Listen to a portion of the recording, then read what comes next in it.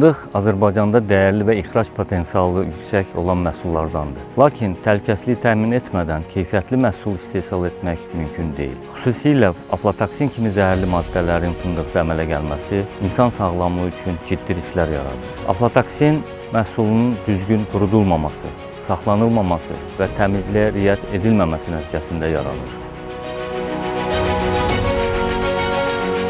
Fındıq bağları əlverişli şəraitdə salınmalıdır.